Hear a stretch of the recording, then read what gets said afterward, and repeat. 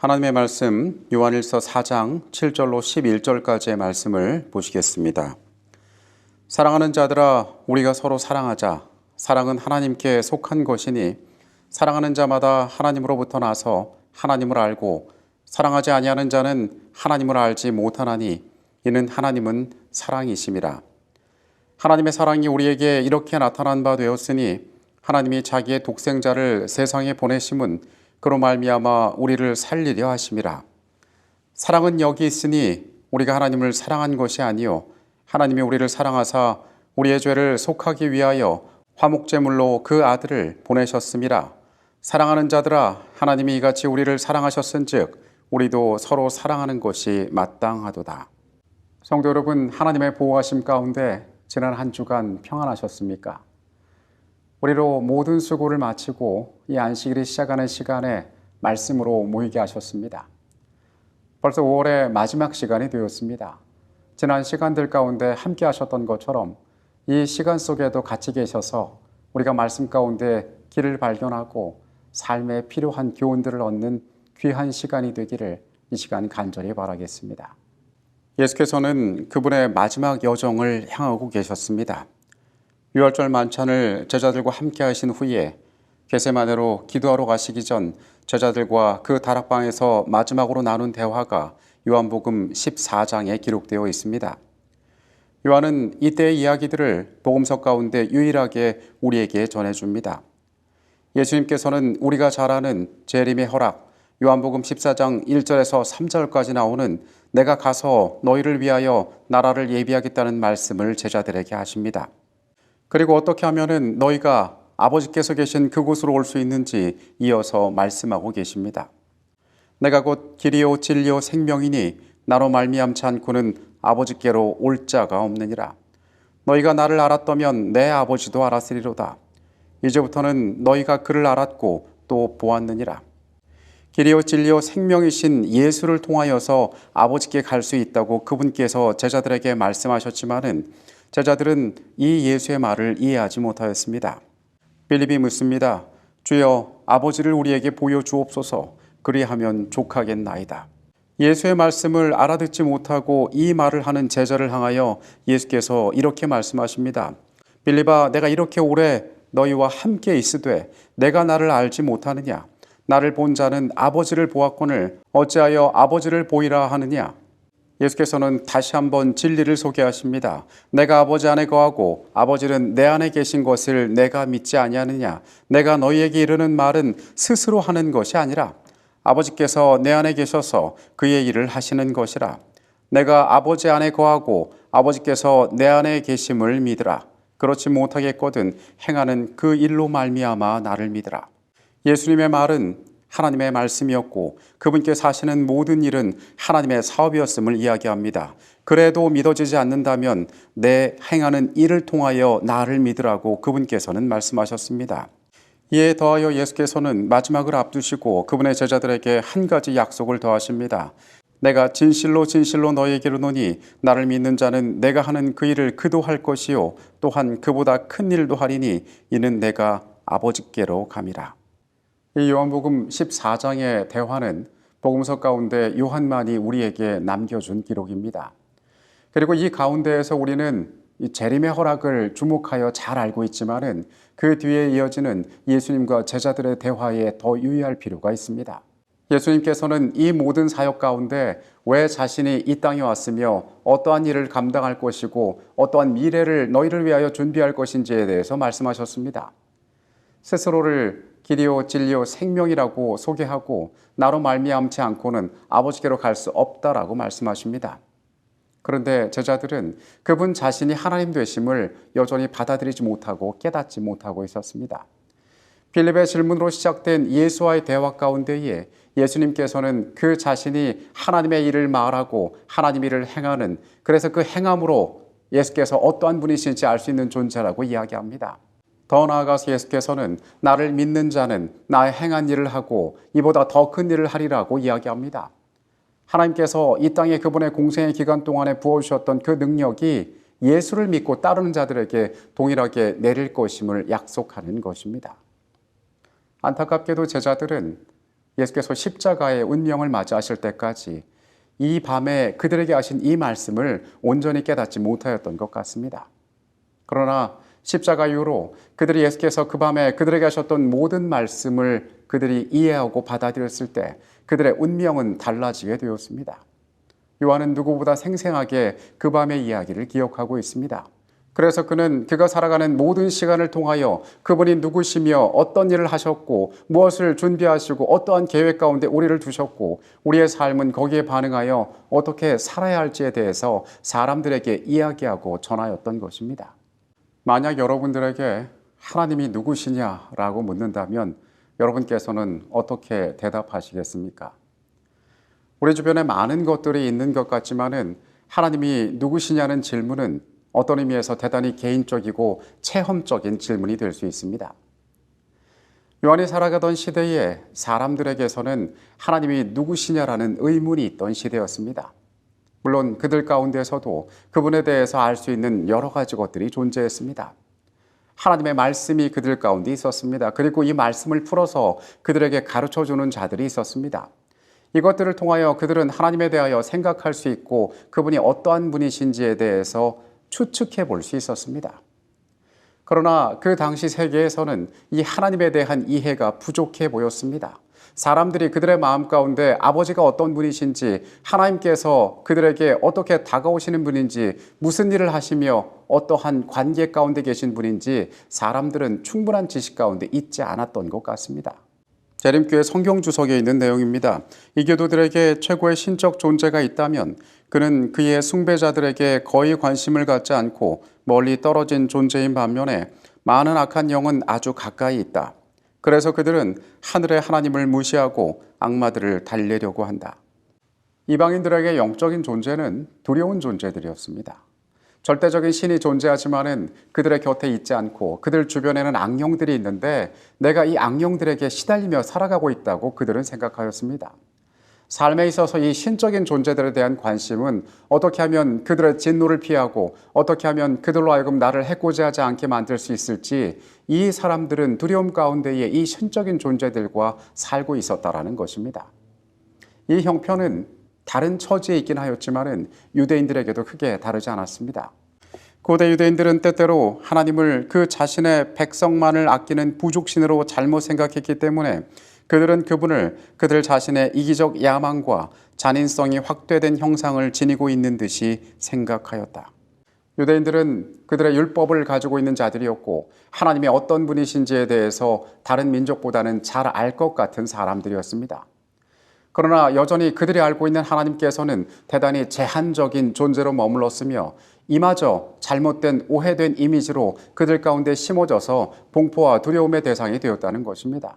그들이 가지고 있는 하나님에 대한 생각 역시 기쁨과 감사보다는 그들의 삶을 어둡게 만드는 우울함과 두려움 가운데 사로잡혀 있었다는 사실입니다. 그런데 이 하나님께서 그들 가운데 오셨습니다. 태초부터 있던 생명의 말씀이 그들 가운데 오셨습니다. 요한은 그분과 동행하면서 다른 제자들처럼 그분에 대해서 선명하게 깨닫지 못하였지만은 요한은 이 모든 과정을 통하여 하나님을 어떠한 분인지 이해하게 되었습니다. 그는 아들을 통하여 아버지를 알게 되었습니다. 아들의 사역을 통하여 아버지 하시는 일을 알게 되었습니다.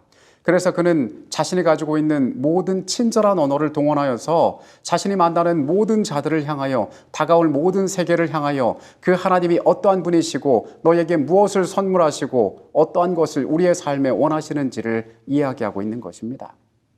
그는 확신하고 있었습니다. 하나님을 온전히 알 때에 그분이 누구신지 알 때에 우리의 삶은 자유할 수 있고 우리의 삶은 새로워질 수 있다고. 그래서 그는 요한복음의 기별 가운데에서 그리고 그의 편지글 가운데에서 하나님께서 그들에게 어떠한 존재가 되시고 너희가 하나님이 누구시냐라는 질문을 받을 때에 어떻게 대답하고 어떠한 삶의 결심을 가질 수 있는지에 대해서 이야기하고 있는 것입니다. 예수께서 다락방에 사셨던 그 말씀은 그의 마음 가운데 깊이 새겨졌고 그분께서 남기셨던 그 진리를 그는 사람들에게 알리기를 원하였습니다. 요한일서 4장 7절부터 있는 말씀을 봅니다. 사랑하는 자들아 우리가 서로 사랑하자. 사랑은 하나님께 속한 것이니 사랑하는 자마다 하나님으로부터 나서 하나님을 알고 사랑하지 아니하는 자는 하나님을 알지 못하나니 이는 하나님은 사랑이심이니라. 요한은 사람들을 사랑하는 자들아라고 친절히 부르면서 우리가 서로 사랑하자라고 이야기합니다. 우리가 사랑이신 하나님께로부터 넘치는 사랑을 받았으니 우리 역시 이 사랑을 다른 이들에게 나누는 것이 마땅하다고 이야기하는 것입니다. 그는 사랑하지 아니하는 자는 하나님을 온전히 알지 못한다라고 말하면서 우리 가운데 하나님의 사랑이 존재한다면 우리는 기꺼이 사랑을 나누는 존재가 될 것이라고 이야기합니다. 요한은 그가 경험했던 모든 시간들 가운데 예수 그리스도를 통하여 바라본 하나님 그 자신은 바로 사랑이라는 사실들을 사람에게 알리고 싶어 합니다. 그래서 그는 하나님은 사랑이시라는 말을 반복합니다. 그래서 하나님의 사랑을 받은 우리는, 하나님의 사랑을 아는 우리는 그 사랑 가운데에 어떠한 모습으로 이 땅을 살아가야 할지에 대해서 이야기하고 있습니다.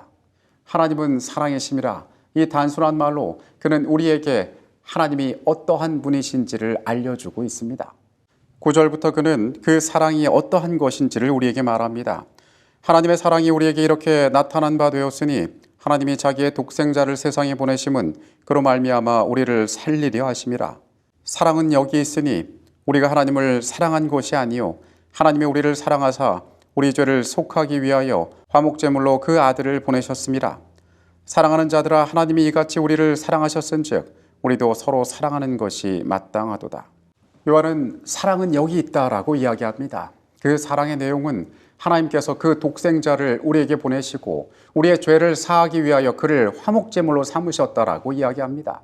하나님께서 우리를 향하여 베풀어 주신 이 이해할 수 없는 놀라운 친절과 구원이 우리를 향하여 보여주신 그분의 사랑이라고 이야기합니다. 앞서 이야기한 것처럼 많은 사람들은 하나님에 대하여 오해하고 있었습니다. 그들의 삶에 막연히 존재하는 절대자에 대하여 오해하고 있었습니다. 율법을 통하여 바라보던 하나님에 대하여도 오해하고 있었습니다. 그들의 삶에는 두려움이 존재했습니다. 그러나 요한은 온전히 아버지를 바라보았으니 아들을 통하여 바라본 아버지는 그들에게 사랑을 주셨던, 아낌없이 모든 것을 내주었던 사랑 그 자체이신 분이셨습니다. 그래서 요한은 11절에 다시 한번 호소합니다. 하나님께서 이런 사랑을 우리에게 주셨기 때문에 우리가 서로 사랑하는 것이 마땅하다라고 이야기합니다. 그가 이야기하고 있는 복음은 그들 세계의 가치관을 바꾸는 것이었습니다. 하나님을 온전히 이해하게 하는 것이었습니다. 예수께서 이 땅에 오신 목적을 성취하는 것이었습니다. 그것으로 하여금 사람들이 알게 하고 알 뿐만 아니라 삶의 변화를 요구하는 것이었습니다. 그 일을 통하여 하나님의 일이 이 땅에서 이루어지고 그분께서 영광을 받으시는 것이 그의 사역이었습니다. 참된 모든 제자들에게서 이 사랑은 거룩한 불처럼 마음의 제단에서 불타오른다. 하나님의 사랑이 그리스도를 통하여 나타난 것은 이 세상이었다. 당신의 자녀들이 결백한 생애를 통하여 이 사랑을 반사해야 할 곳도 역시 이 세상이다.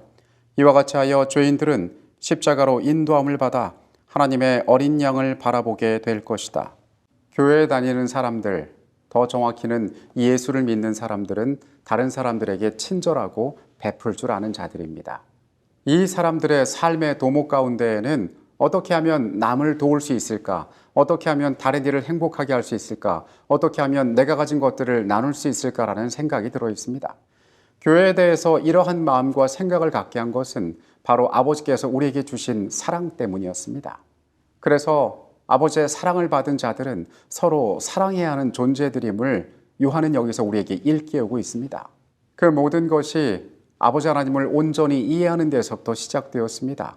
하나님께서 사랑이심을 깨닫는 데부터 시작되었던 것입니다. 12절입니다. 어느 때나 하나님을 본 사람이 없으되 만일 우리가 서로 사랑하면 하나님이 우리 안에 거하시고 그의 사랑이 우리 안에 온전히 이루어지느니라. 그의 성령을 우리에게 주심으로 우리가 그의 안에 거하고 그가 우리 안에 거하시는 줄을 아느니라. 요한은 우리 가운데 누구도 하나님을 보지 못하였다라고 이야기합니다. 그러나 우리가 서로 사랑할 때에 하나님께서 우리 안에 거하시고 그 안에서 온전한 것들이 이루어질 것이라고 이야기합니다. 그리고 그는 예수께서 그 다락방에서 그들에게 하셨던 성령에 대한 약속을 상기하였던 것 같습니다. 요한복음 14장 12절에 예수께서 이렇게 말씀하셨습니다. 나를 믿는 자는 내가 하는 일을 그도 할 것이요 또한 그보다 큰 일도 하리니. 사랑을 아는 자들은 하나님을 아는 자들입니다. 그리고 그들 가운데 성령이 약속되어 있습니다. 그리고 성령께서 그들에게 합당한 일들을 위하여 합당한 능력들을 허락하실 것이고 그들은 하나님의 일들을 이 땅에서 행하게 될 것입니다. 이것이 처음부터 예수께서 이 땅에 오셔서 죄 가운데 살아가는 소망 없는 자들로 하여금 아버지를 알고 어떠한 삶을 살아가야 할지 보여주신 인생이었습니다. 요한일서 3장 24절에서 요한은 말합니다. 그의 계명을 지키는 자는 주 안에 거하고 주는 그의 안에 거하시나니 우리에게 주신 성령으로 말미암아 그가 우리 안에 거하시는 줄을 우리가 아느니라.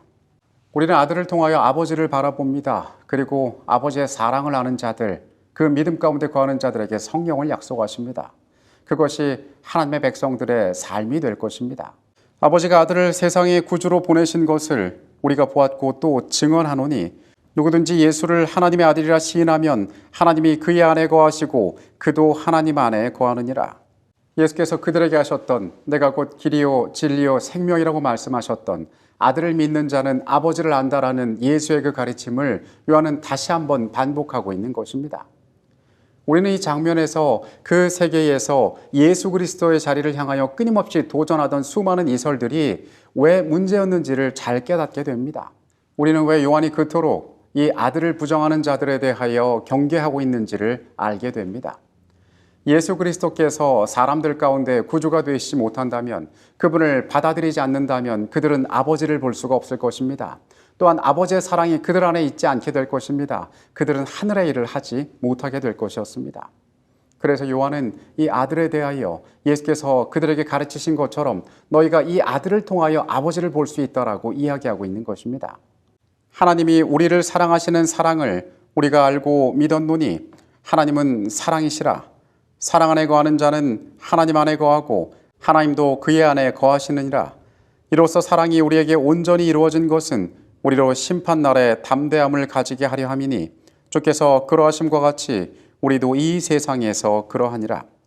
사랑 안에 두려움이 없고 온전한 사랑이 두려움을 내쫓나니 두려움에는 형벌이 있음이라. 두려워하는 자가 사랑 안에서 온전히 이루지 못하였느니라. 우리가 사랑함은 그가 먼저 우리를 사랑하셨음이니라. 요한은 반복하여 하나님은 사랑이시라라고 이야기하고 있습니다. 우리가 고대의 신화들을 살펴보면 사람들의 생각 가운데 신들에 대한 그들의 생각이 어떠했는지를 알게 됩니다. 신들은 질투하고 시기하고 때로 이기적인 존재들이었습니다. 그런 신들의 판단과 신들의 유흥에 따라서 연약한 인간의 운명이 결정된다고 사람들은 믿었습니다. 그들 스스로가 어찌할 수 없는 그러나 절대적인 존재이기 때문에 그들이 조심해야 하는 존재로 신들을 바라보고 있었던 것입니다. 어떠한 신화에서는 신들이 심심해서 인간을 창조했다라는 기록도 나오고 있습니다. 우리 스스로가 아무것도 결정할 수 없는, 그리고 어떠한 가치도 부여받지 못하는, 우연에 의해서 탄생된, 그래서 누구로부터 도움도 받지 못하는 자신의 운명을 바깥의 외부적인 요인에 맡기고 자신에게 행운이 주어지지 않는다면 생존할 수 없는 존재로 인간 스스로를 생각하고 있는 것 같습니다. 어떤 의미에서 죄 가운데 살아가는 인생이 그와 같은 모습인 것은 맞습니다. 우리는 죄로 말미암아 절망의 상태에 빠진 존재들이었습니다. 그런데 요한은 그가 만났던 하나님의 아들이 그에게 들려주셨던 그 다락방에서 알게 하셨던 그 음성을 기억했습니다. 그리고 그 주님께서 자신의 삶을 향하여 어떠한 소망을 주셨는지도 기억하고 있었습니다. 그래서 그는 가장 친절한 언어들로 하나님이 어떠한 분이신지를 우리에게 말하고 있는데 그는 하나님은 사랑이시라라고 이야기하고 있습니다. 이것이 하나님의 온전한 모습이었습니다. 주께서 어떻게 사랑이심을 그는 우리에게 이야기합니다. 하나님께서 독생자를 우리에게 주시고 우리의 죄를 구속하기 위하여 화목제물로 그를 바치셨음을 우리에게 이야기합니다. 그리고 그렇게 사랑받은 너희는, 이러한 사랑을 아는 너희는 서로 사랑함이 마땅하다라고 이야기합니다. 너희가 믿음 가운데 거한다면, 너희가 하나님을 믿는 사랑 안에 거한다면 너희 가운데 성령께서 함께 하셔서 너희가 더 큰 일을 하게 될 것이라고 이야기하고 있습니다. 요한일서 5장 13절에서 그는 자신이 이 서신을 쓴 목적이 영생이 있음을 알게 하기 위함이라고 이야기했습니다. 우리가 사랑이신 하나님에 대하여 온전히 알 때에 우리는 심판의 날을 두려워하지 않고 준비할 수 있게 될 것입니다. 우리가 하나님에 대하여 온전히 알 때에 우리 가운데 두려움은 사라지게 될 것입니다. 인간은 하나님을 두려워해야 하는 존재입니다. 그러나 이 요한일서가 말하고 있는 두려움이란 것은 우리가 하나님을 경외하는 것과는 다른 두려움을 말합니다. 불확실하고 막연한 공포를 이야기하고 있습니다.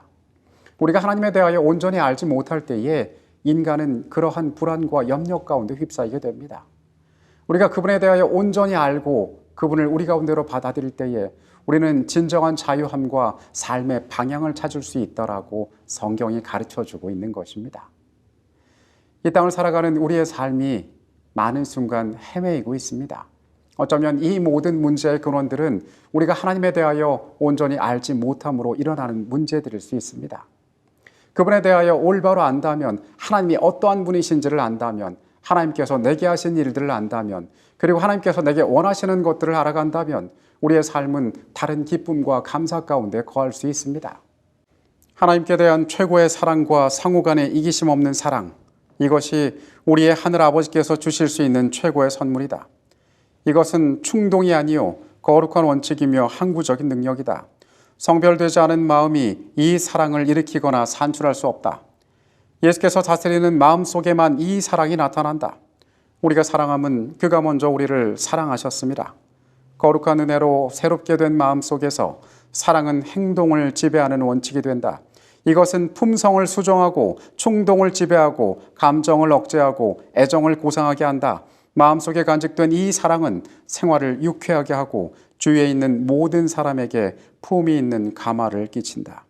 편지를 시작하면서 요한은 너희도 우리와 같은 사귐이 있기를 원한다라고 독자들을 초대하였습니다. 그리고 그의 편지 가운데 끊임없이 사랑하는 자들아라고 부릅니다. 가장 친절한 언어들로 하나님이 어떠한 분이신지 그가 알려옵니다.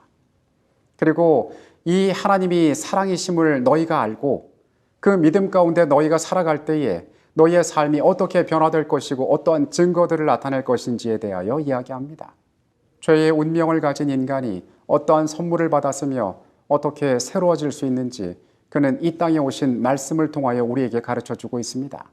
태초부터 있던 생명의 말씀에 관하여 가장 잘 알고 있던 이 사람은 오늘 그렇게 너희가 아버지를 발견해야 한다라고 이야기하고 있습니다.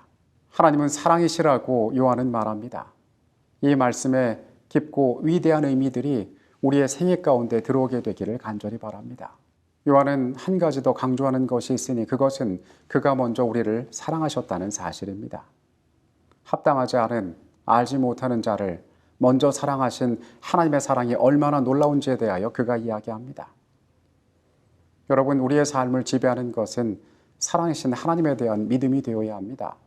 그 모든 원천에서 우리 가운데 사랑이 있을 때에 우리의 연약한 인생은 세상을 향하여 아버지의 일을 할 수 있을 것입니다.